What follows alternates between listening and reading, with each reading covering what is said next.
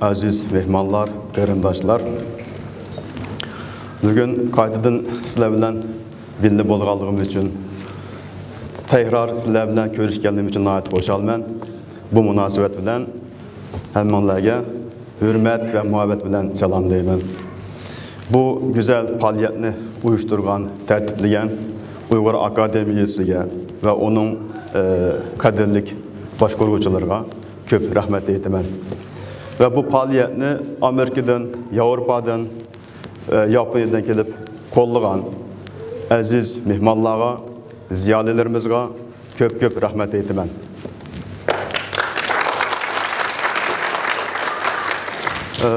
Bugün benim temam o'sha qo'sh yazık ishlatish, Uyg'urlarning taqdirimi degan tema.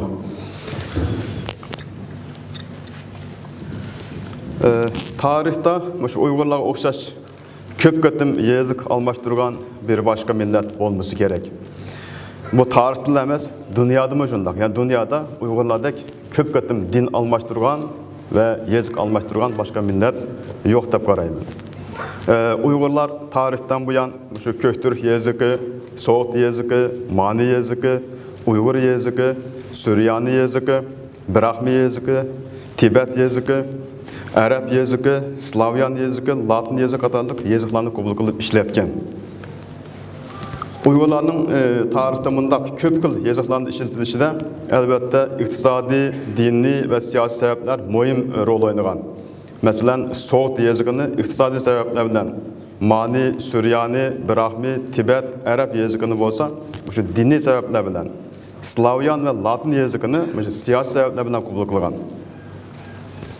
Uygur yazık medeniyeti tarihinden qaraganda Uygurlar umumen qo'sh yazık ishiltish an'anasiga ega. Bu normalda ko'ringan bilan aslında normal emas. Çokum bir yazık ishiltish lazım idi fakat biraz evvel de ötken xilma-xil sebepler tüpaylidan Uygurlar ko'p xil yazık ishiltishga mecbur bo'lgan. Uygurlarning Mongoliyadagi Uygur xonligi davrida o'sha Köktürk yazığı bilan birga Soğut yazığı, Mani yazığı ve keyin Mani yazığı asosida o'zgartirilgan Uygur yazığı ishlatganligi ma'lum. Köktürk yazığının shakli nimada jadvalda ko'rsatilgandek, bunu belki ictimai fanda okuyan okuşlar hemisi bilidi. Soğut yazığı olsa ma şekilde. Yani bu normal Uygur yazığı okşaydı. Ama Uygur yazığının özü emas. Uygur yazığı keyin Moğollar tarafından qabul qilingan Uygur yazığı şu Soğut yazığı asasında talaqi qildirib ishlatilgan. Mani yazığı bu şekilde. Yani Mani yazığı bilan Soğut yazığı aslında kelib chiqishi manbasi o'xshash. Uygur yazığı hem Soğut yazığı hem Mani yazığı asasında o'zgartirilgan. Uygur yazığı qarsanlar bu şekilde. Yani normal bunda da 18 harf var. Yani Uygur fonetik sistemindeki nurgun bazı tavuşlarını bununla ifadelaş imkanı yok. Fakat bazen o birbiri o'xshab ketadigan tavuşlar o'xshash bir harf bilan ifodalangan. Ama şunda bo'lsa-mu Uygur yazığı 8. asrdan 17. asrgacha bütün O'rta Osiyoda ishlatilgan. Sharqiy Turkistondagi Yedikut Uygur xonligi davrida bo'lsa, o'sha Uygur yazığı bilan birga yana Süryani yazığı, Brahmi yazığı ve Tibet yazığı ishlatilgan. Süryani yazığı Newroji Uygurlarning Xitoy yazıgini mi ishlatganligini deb aytib ilgari surgan. Newroji Uygurlarning Xitoy yazıgini ishlatganligini ilgari surdi, lekin Xitoy yazığı Uygur tilining fonetik xususiyatiga uygun bir yazık emas. Shunga Uygur tilini Xitoy yazığı bilan ifodalash mumkin değil, mumkin emas. Xitoycha faqat tarjimada ishlatilgan. Bu ko'rganingiz Süryani yazığı. Süryani yazığı mı yine şu Soğut yazığı bilan Mani yazığı bilan aynı manbada kelgan bir yazık. Bu mu Süryani yazığı bilan xatlangan bir tekst. Qarasanlar Hristiyan işareti var nimada. Süryani bo'libmi Hristiyan dininin Süryani Nasturi mazhabiga Nasturiy mezhebini kabul kılan Uygurlar arasında işletilgen. Biraz evvel deb o'tgan Tibet yazığı, Suriye'nin başka yazıkların köpüncüsü şu din bilen münasebetlik. Lekin bular keng işletiliş imkaniyetiga ega bo'lmagan. Qismiy cheklangan bir rayon, cheklik bir qism Uygurlar tarafından işletilgan. Va Brahmi yazığı, Brahmi yazığı qarşısında Tibet yazığı biraz o'xshab qoldi. Bu Uygurlar Budist e'tiqodini qabul qilgan Uygurlar arasında işletilgan bir yazık. Bu mu şu Brahmi yazık bilen yazılgan bir metin. Tibet yazığı. Bu Tibet yazığı mu kısmi bir şekilde işletilgen Uygurlar arasında. Bu Uygurlar Mongoliyadan hazırki Şarkı Türkistan'a qaytib kelgandeken, köçüp kelgandeken, şu Tibet misyonerler, yani Budist misyonerler Uygurlar arasında Budist, Buddha dinini, etikadını yeyiş üçün ve kubul kıldırış üçün köp faaliyet elip bağın, misyonerlik faaliyet elip bağın. Bu jarayanda bir kısım Uygurlar bu Tibet rahiplerinin etikadını kubul kılıp kubul kılgan ve şu münasebet bilen Tibet yazıkını mı kısmi bolsun işletken. Arap yazığı bu Uygurlar İslam dinine kirgendeken 10. yüzyıl asırda İslam dinini kubul kılgandeken kubul kılgan bir yazık. Bu mu dinli sebeplerden kubul kılgan bir yazık.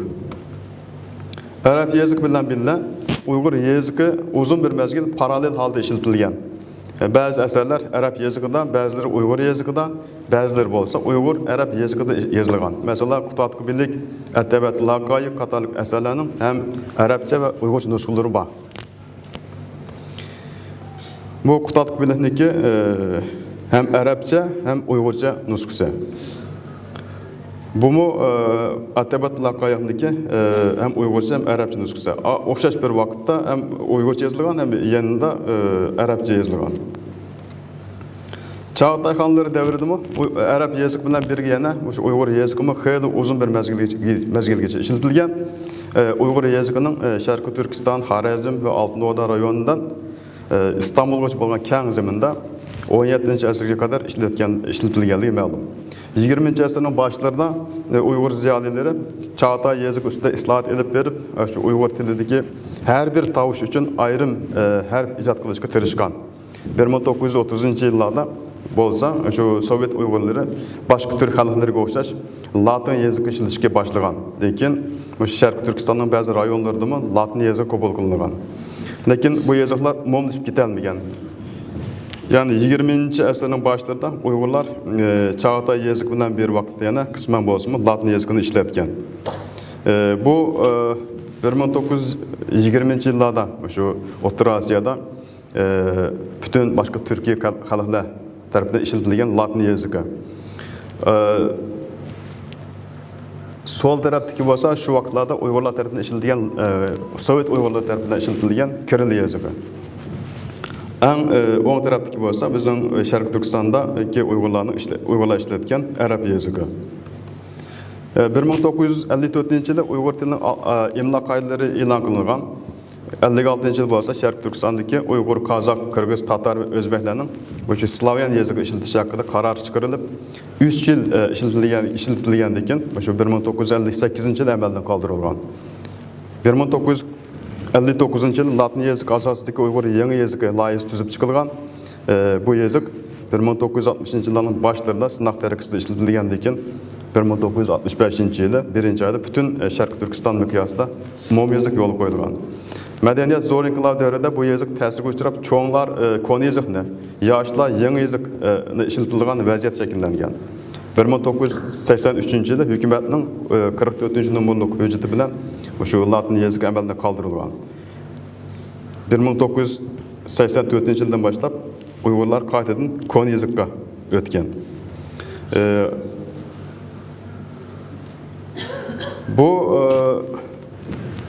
Şarkı Türkistan'daki Uygurlar işletken Arap yazığı, Latin yazığı, yani Kiril yazığı, Slavyan yazığı.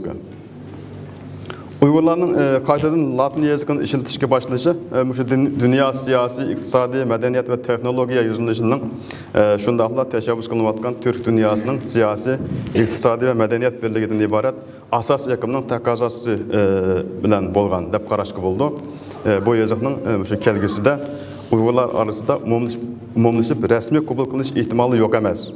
Əgər Latin yazığı, əgər Uygurlarning axırqı yazığı bo'lib qolgan bo'lsa, hazırdan başlap bu yazık üstüde ciddi ve inçik oylanışımız, özgertişki tegişlik noktalar olsa özgertişimiz gerek. Hazırki Uygur Latin yazıkıdaki bu şey Ç, Ş, G, N tavuşlarını ifadeleş için işletilatkan Ç, Ş, G koşma harfler, N katarlı koş harfler menimce tüztüşki tegişlik mühim ve ciddi meselelerden biri. Həmməyə məlum olğanda ki, 1991-ci il Sovyet İttifaqının tarqılıb getişi nəticəsində şu Orta Asiyadakı Türk Cumhuriyyətləri müstəqil bolğan. Bu hadisədən keyin bütün Türk dünyasında mədəniyyət birliyi məsələsi gün tərtibə kelishki başlandı. Elifba birliyi mədəniyyət birliyinin bərpa qılınışında ən mühim amil deyə qaraldı. Bu münasibət bilan 1991-ci il Marmara Üniversiteti Türkiyat İnstitutu Xalqaralıq hazırki zaman Türk elifbaları ilmi muhakime yığını çağırgan. Bu yığınğa iştirak kılan Türkolog ve vekiller Türk dünyasındaki bütün Türk diyalekleri için layihəlab tüzülən 34 hərflik ortak elifbanı kol koyup kabul kılgan. Bu elifbaniki cədveli bu. Bunun içinde 34 hərf var. Biz eğer Latin elifbasını kabul kılamazsak, şu 34 hərf içinden tanışımız lazım. Dep qarayman. Bu ilmi yığındaki Azerbaycan 1991-ci il 12-ci ayının 25-ci günü, Türkmenistan 1993-ci il 4-cü ayının 12-ci günü, Özbekistan 1993-ci il 9-cu ayının 3-cü günü Slavyan yazıqını taşlap, Latin yazıqı işletişinde karar kılgan. Şundan keyin Gagavuzlar, Karakalpaklar, Kırım ve Kazan Tatarları mı Latin yazıqının işletişine karar kıldı. Lakin Azerbaycan E harfinin ornuğa, yani tətür N harfini, Türkmenistan İ harfinin ornuğa Y harfini, C harfinin ornuğa bizde hazır Uygur Latin elifbasında işletilen C harfini, Özbekistan olsa Ş, Ç, G harflerinin ornuğa koşma harflerini, veya sizler görgen koşma harflerini işletip ortak elifbadan çetnep gitti. Bunun da siyasi sebepler ve tar milliyetçilik xahişinin rolü buluşu mümkün dep qaraşqı buldu.